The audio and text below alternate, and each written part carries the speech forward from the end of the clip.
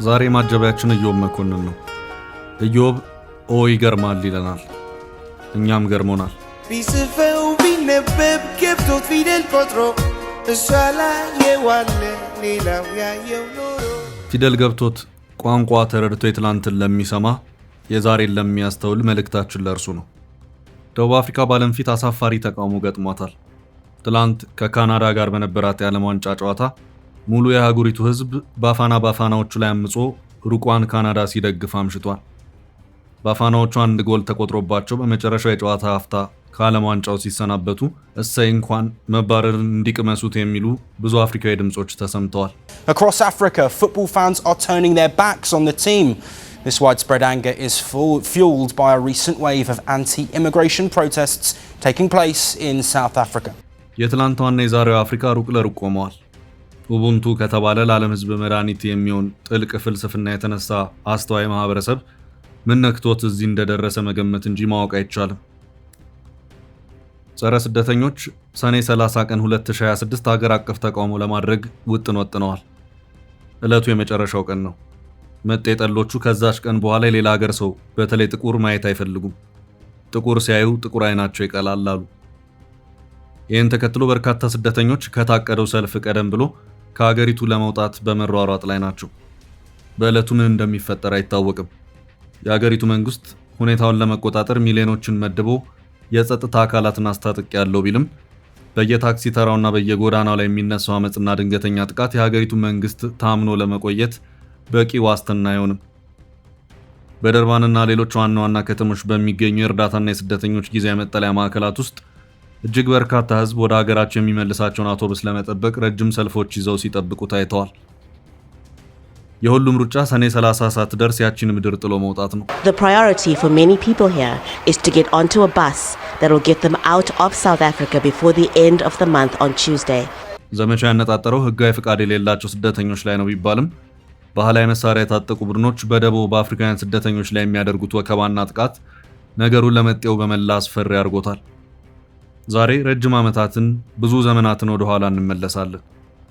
ያኔ እጅግም ያልዘመነው ያልሰለጠነው አፍሪካዊ ማህበረሰብ ዛሬ ዓለም ለሚስተቃይበት ችግር መፍትሄ ሰርቶ በሰላምና በክብር ይኖር ነበር። ዛሬ ዓለም የሱን ጥንታዊ መድኃኒት ፍለጋ ሲባዝን እሱ በአንጻሩ በዘመናዊ ወጥመድ ውስጥ ገብቶ መውጫው ጠፍቶታል።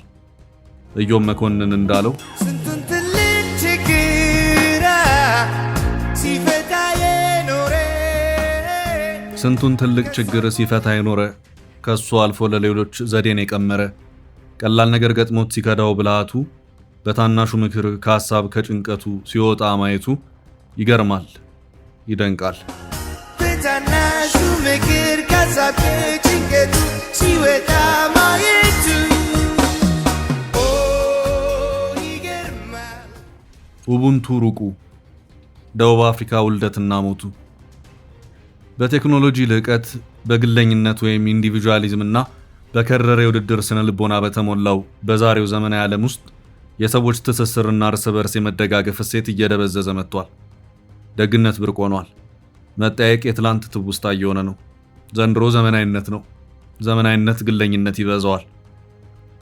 ይሁን እንጂ በአፍሪካ ምድር ለዘመናት የሰዎችን አብሮነት፣ ሰላም እና ፍቅር ሲያቆይ የኖረ አንድ ጥልቅ የህይወት ፍልስፍና አለ።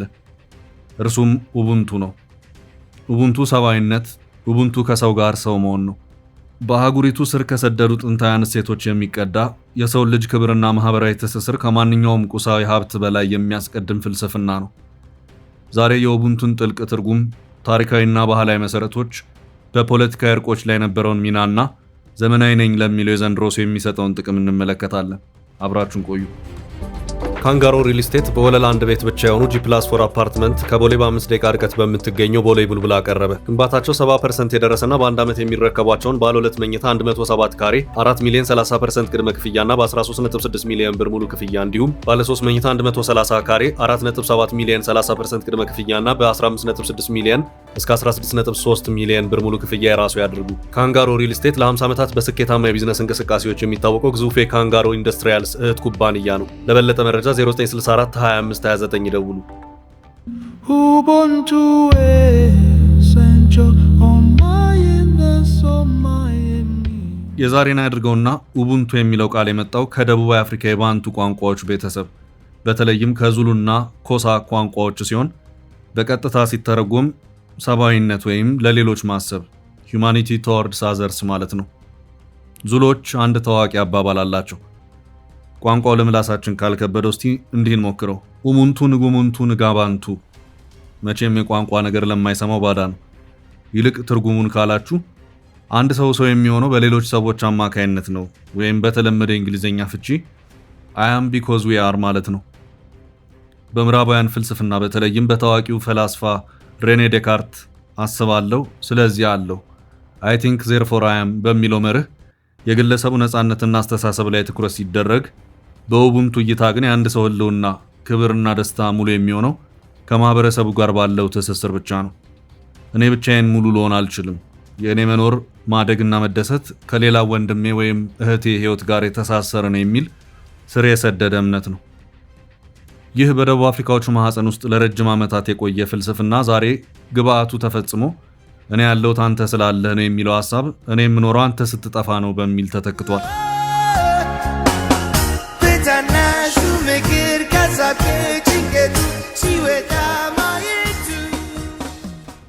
የዛሬን አድርገውና በአፍሪካ ባህላዊ ማህበረሰቦች ውስጥ ኡቡንቱ በጽንሰ ሐሳብ ደረጃ ብቻ የሚቀመጥ ሳይሆን በዕለት ተዕለት ህይወት ውስጥ በተግባር የሚገለጥ መርህ ነበር።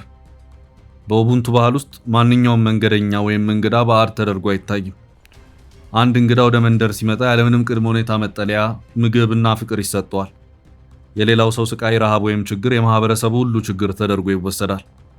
በአንድ ቤት ውስጥ ለቅሶ ወይም ደስታ ሲኖር መላው መንደር ስራውን አቁሞ አብሮ ያዝናል፣ አብሮም ያከብራል። ይሄ የኡቡንቱ አንዱ መለያ ነው። ኮሚዩናል ዌልዝ ወይም የጋራ እድገት ሌላኛው የኡቡንቱ መለያ ነው።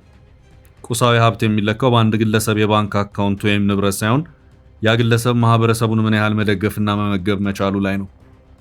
አንድ ሕፃን የሚያድገው በሰፈሩ ጥረት ነው የሚለው የአፍሪካውያን አባባል የልጆችን አስተዳደግና የወደፊት ዕጣ ፈንታ የጋራ ኃላፊነት የማድረግ የኡቡንቱ መርህ መገለጫ ነው።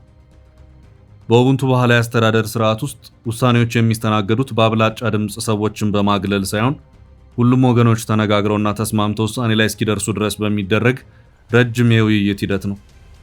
በጥንታውያን የአፍሪካ ሽማግሌዎች ጉባኤ ላይ የተሸናፊና የአሸናፊ መንፈስ እንዳይኖር የሁሉንም ወገን ስሜት ያካተተ መፍትሄ ይፈለግ ነበር። የኡቡንቱ ፍልስፍና በዓለም አቀፍ ደረጃ ትልቅ ትኩረትን ያገኘው ደቡብ አፍሪካ ከአፓርታይድ የዘረኝነት ስርዓት ወደ ዴሞክራሲ ባደረገችው አስቸጋሪ ሽግግር ወቅት ላይ በነበረው ሚና ነው። አገሪቱ ከነጻነት በኋላ ወደ ጦርነትና ደም መፋሰስ ውስጥ ልትገባ የምትችልበት አጋጣሚ ሰፊ ነበር። ይሁን እንጂ እንደ ኔልሰን ማንዴላ እና ዴዝሞንድ ቱቱ ያሉ ታላላቅ መሪዎች የኡቡንቱን መርህ በመጠቀም የፍትህ ስርዓቱን በቀል ወደሚያነግስ አስገዳጅ ቅጣት ወይም ሪትሪቢዩቲቭ ጀስቲስ ከመውሰድ ይልቅ ወደ አስታራቂ ፍትህ ወይም ሪስቶሬቲቭ ጀስቲስ ቀየሩት።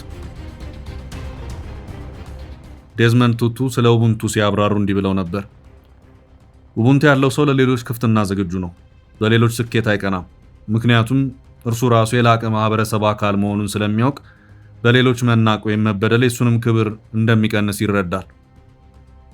ይህንን ፍልስፍና መሰረት በማድረግ የተቋቋመው የእውነትና የእርቅ ኮሚሽን ትሩዝ ኤንድ ሪኮንሲሊዬሽን ኮሚሽን በበደለኞችና በተበዳዮች መካከል ግልጽ ውይይት እንዲደረግ፣ ይቅርታ እንዲወርድ እና ሀገር በአንድነት እንድትቀጥል በማድረግ ረገድ የኡቡንቱ ፍልስፍና ምን ያህል በተግባር የሚሰራ መሆኑን ለአንዴና ለመጨረሻ ጊዜ ለዓለም አቀፉ ማህበረሰብ አሳይቷል።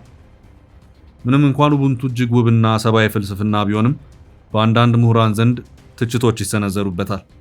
ፍልስፍናው ለጋራ ጥቅምና ለማህበረሰቡ ትልቅ ቦታ ስለሚሰጥ አንዳንድ ጊዜ ግለሰቦችን ልዩ ተሰጥኦ፣ መብትና የፈጠራ ነፃነት ሊያፍን ይችላል የሚል ስጋት ይነሳል። እንዲሁም አንዳንድ የአፍሪካ መሪዎች የገዛ ዜጎቻቸውን መብት በሚረግጡበት ወይም ሙስናን በሚያስፋፉበት ወቅት በኡቡንቱ ስም ተቻችሎ መኖርና ለመጋጨት የሚለውን መርህ ለገዛ ስልጣናቸው መጠበቂያ እንደ ጋሻ ሲጠቀሙበት ይታያል። ይሁን እንጂ እነዚህ ትችቶች የፍልስፍናውን ዋና ምንነት ሳይሆን የአፈጻጸም ክፍተቶችን የሚያሳዩ በመሆናቸው የኡቡንቱን እውነተኛ ዋጋ አያሳንሱትም። ኡቡንቱ ለዛሬ ሰው። ዛሬ ባለንበት ዘመን ዓለማችን ከምን ጊዜውም በላይ በፖለቲካዊ ጽንፈኝነት፣ በጦርነት፣ በአየር ንብረት ለውጥና በማህበራዊ መገለል እየተንገላታች ትገኛለች። በዚህ ወቅት የኡቡንቱ ፍልስፍና ለሰው ልጅ ህልውና ወሳኝ የሆኑ 3 መፍትሄዎችን ያቀርባል። አንደኛው የአእምሮ ጤናና ብቸኝነትን መዋጋት ነው። ዘመናዊ የከተማው ሰዎችን በዲጂታል ዓለም ቢያገናኝም በገሃዱ ዓለም ግን ጥልቅ የሆነ ብቸኝነትና የደህንነት ስሜት ማጣትን ፈጥሯል። ኡቡንቱ ሰዎችን በቤተሰብ በጎረቤትና በማህበረሰብ ትስስር ውስጥ መልሶ በመትከል የሰው ልጅ ተፈጥሯዊ የሆነውን የመደጋገፍና የመፈላለግ ስሜት በማንቃት ለአእምሮ ጤና ፈውስ ይሰጣል። ሁለተኛው ዓለም አቀፋዊ ትብብር ነው፣ ግሎባል ሶሊዳሪቲ።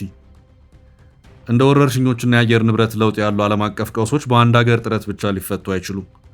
ኡቡንቱ አንዱ ሀገር ካልዳነ ሌላውም ሊድን አይችልም የሚለውን እውነታ በግልጽ ያስተምራል። የበለጸጉት ሀገራት ደህንነት በቀጥታ ከታዳጊ ሀገራት እድገት ጋር የተሳሰረ መሆኑን በመረዳት ዓለም አቀፋዊ ሀብትን በፍትሃዊነት ለመጋራት የኡቡንቱ አስተሳሰብ እጅግ አስፈላጊ ነው። ሶስተኛውና ወሳኙ የዘንድሮ ሰው የሚያስፈልገው የኡቡንቱ ምክር ከተፈጥሮ ጋር መታረቅ ነው። ፍልስፍናው ሰብአዊነትን ከሰው ልጆች ጋር ብቻ ሳይሆን ከእንስሳት፣ ከእጽዋትና ከጠቅላላ የተፈጥሮ አካባቢ ጋር ያገናኛል። ተፈጥሮን ማውደም የሰው ልጅን ህልውና ማውደም መሆኑን ስለሚያስተምር ለአካባቢ ጥበቃና ቀጣይነት ላለው እድገት ወይም ሰስቴናብል ዴቨሎፕመንት ትልቅ መሰረት ይጥላል። የኡቡንቱ ፍልስፍና ከአፍሪካ ምድር የበቀለ ቢሆንም መልእክቱ ግን መላውን የሰው ልጅ የሚያቅፍ ዓለም አቀፋዊ እሴት ነው። እኔ የምኖረው በእናንተ መኖር ውስጥ ነው የሚለው መርህ የሰው ልጅን የጋራ ዕድልና ትስስር በትክክል የሚያሳይ መስታወት ነው። ዓለማችን በልዩነቶችና በጥላቻ እንዳትበታተን እርስ በርስ ከመፎካከር ይልቅ መደጋገፍን፣ ከመገለል ይልቅ አብሮነትን የሚያስቀድመውን የኡቡንቱን ጥበብ ልንገነዘብና በሕይወታችን ልንተገብረው ይገባል። ምክንያቱም በመጨረሻው መስመር ላይ ሁላችንም ሙሉ ሰው መሆን የምንችለው በሌሎች ሰዎች አማካይነት ብቻ ነውና። ዛሬ ላይ ስራዬን ወሰዱብኝ፣ እድሌን ቀሙኝ፣ ሪሶርሴን ተካፈሉኝ ብለው በወንድሞቻቸው ላይ የሚነሱ እነዛ ቁጡ ሰልፈኞች ይህን ታሪክና ፍልስፍና መለስ ብለው ማንበብ ይጠበቅባቸዋል። እስከዚያው እኛ ከኢዮብ ስንኞች ላይ አንዱን እየጋበዝናችሁ ይገርማል እያለን እናብቃ። በታናሹ ምክር ካሳብ ጭንቀቱ ሲወጣ